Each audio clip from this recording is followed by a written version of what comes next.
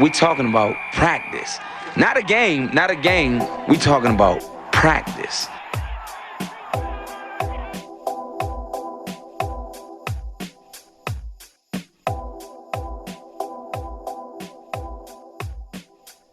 Welcome, everyone, to the After Practice podcast with myself, Lake Lewis. I appreciate you joining me today. And folks, I got to tell you, it was a tough weekend for me. It truly was. This was one of the more, you know, most hard to remember weekends that I've gone through in a long time. First, it started with my school, my Penn State Nittany Lions, and we had a sure win against University of Illinois and 24 and a half point favorites. And all we do is go into the longest game, I think, in modern college football history, a 9 overtime affair that we lost to Illinois, all but sealed our fate as far as our season. So now it's just going to come down to what bowl game will we end up with. And then it topped off with the team that I cover here in the Washington, D.C. metropolitan area, out in Ashburn, Virginia, where I currently live as well, the Washington football team. They go to Green Bay and they pretty much get beat down. And for some of the people out there who are going to say that this is a football team that fought and scratched and clawed, and they did. They competed. They did. They're still not a good football team.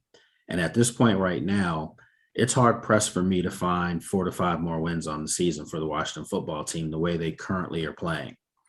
Again, you hate to have to be negative and pessimistic when you're covering a professional team, but I've covered a lot of teams in my career, and this team right now, although they're not the worst team I've covered by any stretch of the imagination, not even one of the 2 or 3 or 4 worst football teams I've covered, since I've been covering Washington. But with that said, they just don't seem like they're able to get out of the way of their own shadow. I went on locally on ABC Channel 7 with Olivia Garvey, and we talked about just how this team, everything that you see in front of you, all their deficiencies, they were magnified in yesterday's loss to the Packers. I mean, they couldn't score inside the red zone. They turned the ball over inside the red zone. I mean, hell, there was one sequence where they turned the ball over twice on the same drive. Fortunately, they were able to get the ball back, but they couldn't produce any points out of it. You can't be in the red zone 3 times against a good football team and come away with 0 points. It's so Washington when you think about it. Chris Blewett, who is their new kicker, replacing Dustin Hopkins, who was here for 7 years and also had an 84% kicking average. Chris Blewett made his second field goal, but his first field goal attempt was blocked. And it's just so Washington. It's like the gaffes become major and bigger each time around. So this is a football team that's going to travel to Denver on Sunday. And are they going to be able to get a win? I mean, it's going to be very interesting to see what Ron Rivera and company come up with for them to travel to the Mile High City and get a win in Denver in that altitude. Folks, as always, you can follow this podcast. You can follow it on a lot of different outlets. I'm looking over here. You can follow it on Stitcher, Castbox, iHeartRadio, Sonos, Deezer, Radio Online, TuneIn. Also, of course, Apple, Spotify. You find it out there. We're there. You can actually watch the podcast, which you're probably doing right now. You can watch it on demand on YouTube. And then, of course, you can go to sportsjourney.com where we have other great content, not just covering the Washington football team, but some of the other local teams, Washington Wizards, Mystics, Capitals, Nationals. It's on there. So please give it a good look at sportsjourney.com. And then, of course, you can find me on social media, on Twitter at Lake Lewis, and then on Instagram and Facebook at Lake Lewis Jr. So, just pushing along here. What do you say about this football team? After 7 games, they're struggling. They're a 2-5 football team. Is it safe to say that the season's over for the Washington football team? Well, I can resoundingly tell you right now today it's over. It's over. There's no coming back from where they are. And the reason why I say that is because you have 10 games left. The only hope you have to make the playoffs is to win your division, because in the other divisions, there's a lot of good football teams. You have in the NFC North, you have obviously the Green Bay Packers, who just beat Washington yesterday, but you also have the Minnesota Vikings, who are within striking distance of being a playoff team themselves. You go over to the NFC West.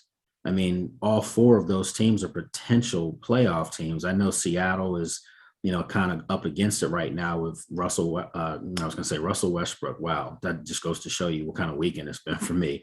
With Russell Wilson being out, with a hand injury, they're missing him right now, but they're still competing. They had a chance to win 2 games with Geno Smith as their backup quarterback coming in. If Russell Wilson can come back, they're still going to be, a team that's sniffing the playoffs. But then you look at the Arizona Cardinals in that division, they're 7-0, the only undefeated team in the NFL. You have the Los Angeles Rams, who are 6-1, playing at a high rate, high clip right now. And then you have the 49ers. The 49ers are a team that, I can't really get my finger on. They've had a lot of injuries, but is Jimmy Garoppolo the long-term guy there, or is it time, for them to go out and bring in Trey Lance, when he comes back from injury? He's a guy that they drafted, in the first round this year. So is he a guy that's now the guy that they really need to get on the field sooner than later? Like I said, when he comes back from injury, because the 49ers lost last night to the Colts. So there are a lot of other football teams in the NFC. If you look at the NFC South, you're going to have a division winner there. And Carolina Panthers are struggling right now. New Orleans, what are they going to do? They play against Seattle later this evening. So it's just right now there are other teams that to me are better football teams in the NFC than the Washington football team. So it's going to be tough for them to make the playoffs. It's going to be ridiculously tough. And I say that also because they're going to have to do their share if they want to make the playoffs. They're going to have to win football games. And for my money, they can't win a football game right now. They're struggling. To put things in perspective, they got pretty much manhandled last week against the Kansas City Chiefs at home. Kansas City Chiefs yesterday got manhandled by the Tennessee Titans. So when you see teams that have beaten the Washington football team, and then you watch them go out and get totally obliterated by other teams, it just goes to show you how far away this football team is. And for the life of me, I just don't understand why this is the case.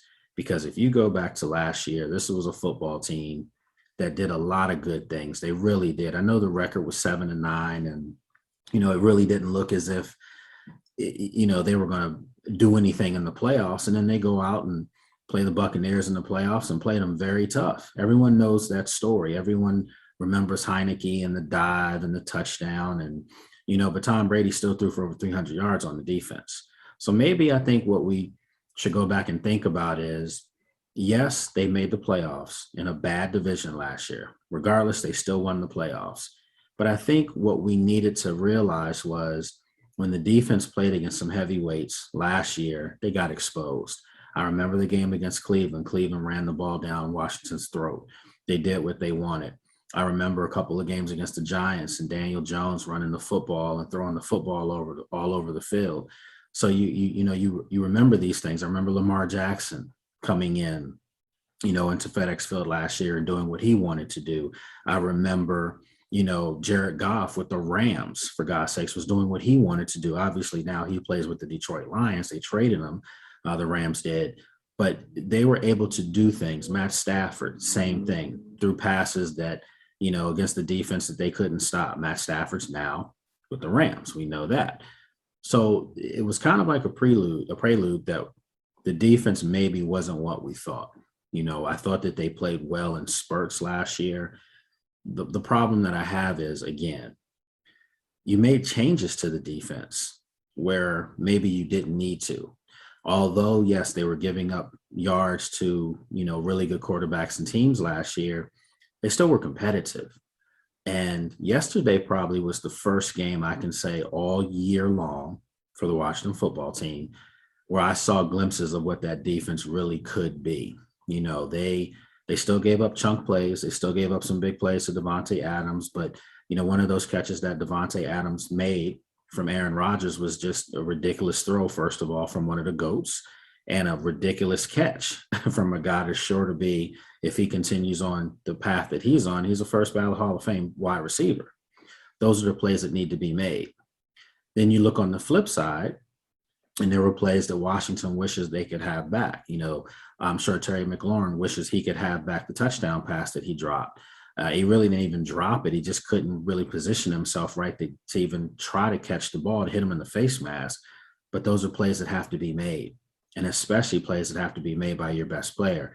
Terry McLaurin's going to make that catch 8 times out of 10, 9 times out of 10. It just so happened to be the one time he drops it is when they really needed him to make that catch to get that touchdown. So the Washington football team, again, folks, they can't get out of the way of their own shadow. The penalties, there were a couple of, times where you thought that they were really starting to string it together. You feel good coming out of halftime. You're down 14-7. You come out of halftime and your first drive, to start the third quarter, you have a interception. And obviously it wasn't particularly on Taylor Heineke. Green Bay got around a pass rush and, tipped the ball out of his hands and it fell into a Green Bay defensive lineman's arm. So those are the type of plays, though, that you can't have, if you're going to try to beat a good football team on the road. The play of the game that everyone's going to talk about, obviously, is Taylor Heineke and him running, and getting to the goal line. And before he got to the goal line, he actually, dove forward and his knee hit the ground. I thought it was a touchdown. I know he thought it was a touchdown. Most people who are somehow affiliated with the Washington football team, whether you're a fan, whether you're media like myself, or whether you're a player or family of a player, you thought that was a touchdown as well. But that's a rule that the NFL has put in. And, I heard a couple of people saying it, and I'm in total agreement with it. If you're going to baby the quarterback position and don't want them to get hit, then guess what? It's not a touchdown. That's why perhaps you need to go back and look at that rule and say, hey, these are grown men too, playing a grown man sport. And once they leave the pocket, they should be fair game. And there is no, I'm giving myself up. Running backs can't give themselves up. I mean, if they slide down, they still need to be tagged. They still need to be hit.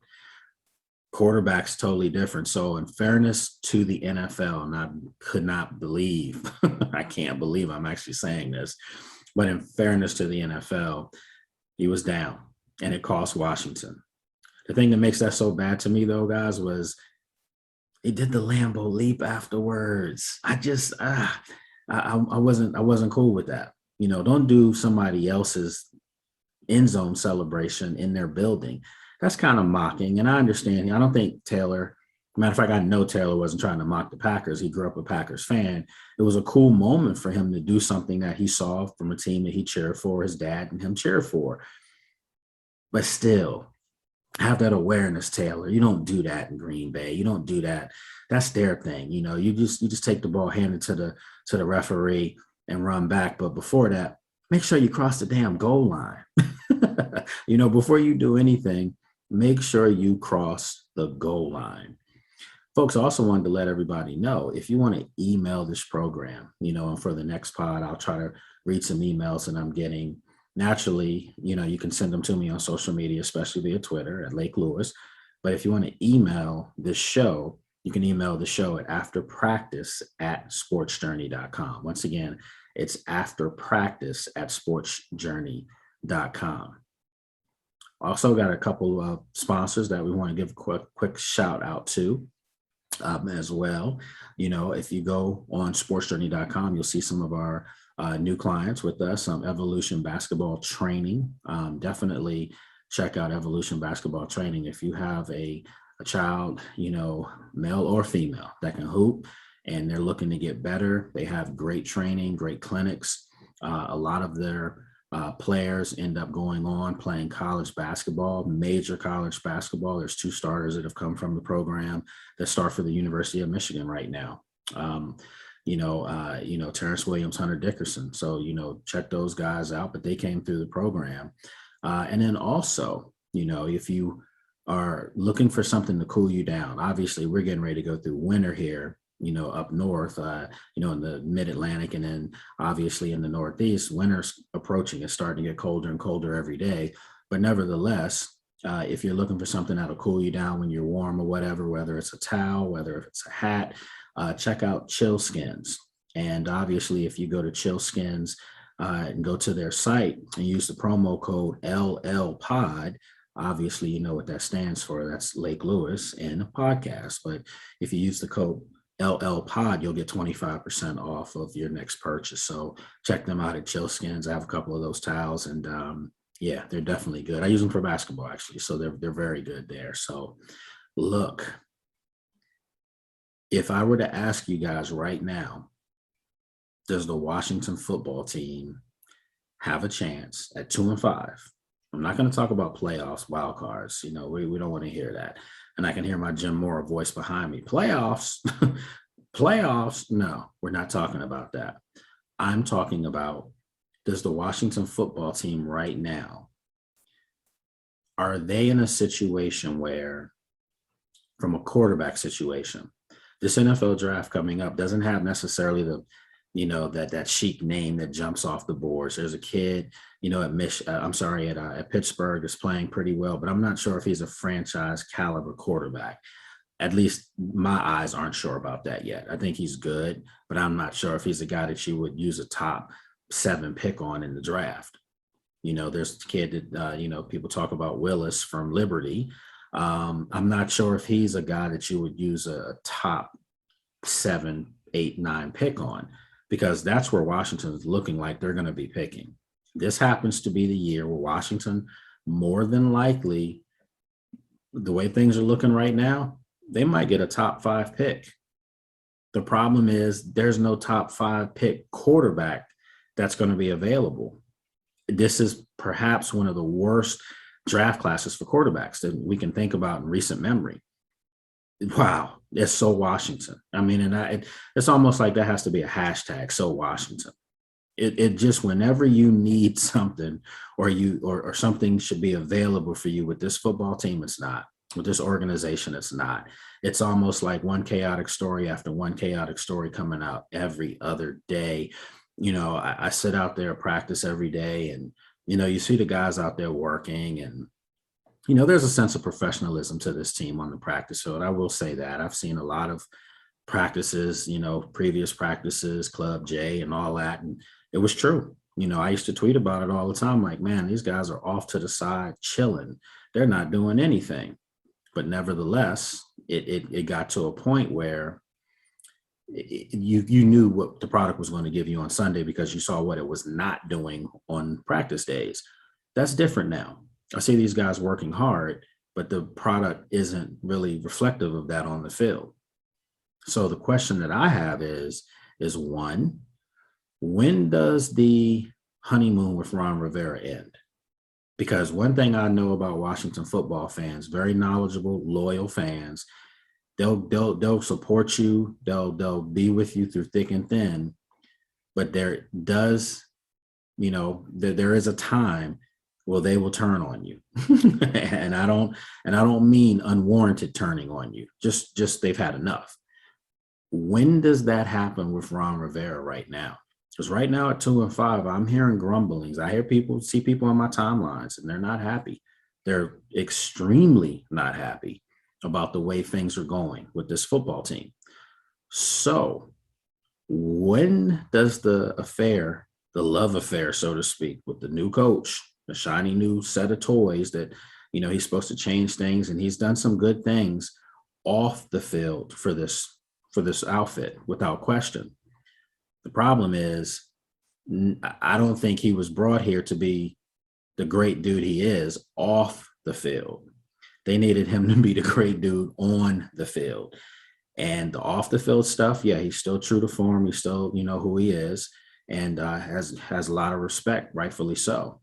But on the field, this starting to look like a coach that maybe that time in Carolina when it came to an end, maybe the coaching style came to an end. So what I'm saying here is that, folks, these older school type coaches, maybe that just doesn't mesh anymore in the NFL. Maybe the ones who can get away with doing it are the ones who've won at such a high clip, you have no choice but to fall in line. Hence a Bill Belichick, hence in college a Nick Saban. You're going to do it their way because it's effective, it's winning, but that's not for everybody. You can't have something that's not working and then to keep coming back and saying, It has to be done our way. It has to be done the right way. And I know Ron Rivera is talking about the right way from a professionalism standpoint. And I'm totally 100% in agreement with him and supportive of that with him. But as far as like your coaching methods and styles, that doesn't necessarily tell me that that's the right way because you've never won a Super Bowl. Have you won before? You've gotten in the playoffs. You've made it to a Super Bowl. You had an MVP quarterback in Cam Newton, but you still didn't win the big thing. And when I have to self-evaluate myself as a person, when I have to self-evaluate myself as a father, when I have to self-evaluate myself as a businessman, when I have to self-evaluate myself as a friend, or a brother, you have to say to yourself, what can I do to get better? I can't keep saying my methods work when clearly they haven't. And that's all I'm saying. With coaches, it has to be the same thing. They have to look at themselves. They have to reevaluate themselves and say, you know what, this isn't working. Am I getting this guy in the best position to make plays? We keep hearing about it. We're told this after every practice. We have to give guys chances, to make plays and put them in the best position. And then you come out and you give us veiled comments. When you mentioned Landon Collins playing in the box, playing downhill, that's another term for linebacker without saying it. Those are the type of things we don't want to see that or hear that anymore. And I think the fan base feels the same way. They're ready for this football team to turn the corner in all facets, to be literally what they said they were going to be: transparent. What are you trying to accomplish? What is the identity of this football team? Because right now they have no identity. We thought it was supposed to be a defensive identity. That's failed. They're the worst defense in the NFL. They've given up 5 straight 30-point games. It's abysmal. That's not the case. That should not be the case. This should be a top 5 defensive unit if you go by the accolades and the expectations and the draft pick status. It's just easy to trot out there. Oh, we have 4 defensive linemen that were first-round draft picks, across that line. It's great to say it, but are they playing like it? No, they're not. And I don't want to hear they play like it every now and then. No, I mean, that defensive line should be wreaking the ultimate havoc. Don't tell me, because I know some of you right now are saying, well, they were doing that a little bit yesterday. I'm not into the little bit games. I'm into all the time games. And that's what this defensive line should be doing at all times. They should be getting game planned. They should be putting the fear of God in whoever they're playing. And that's not the case. So to me, that goes back to coaching. I understand players have to do their part, but if they're being asked to do something they're not capable of doing, they're never going to be able to play up to their potential. Something needs to give for this football team. Denver comes up. We're going to be breaking this stuff down all week here. Going to have a couple guests coming in this week as well.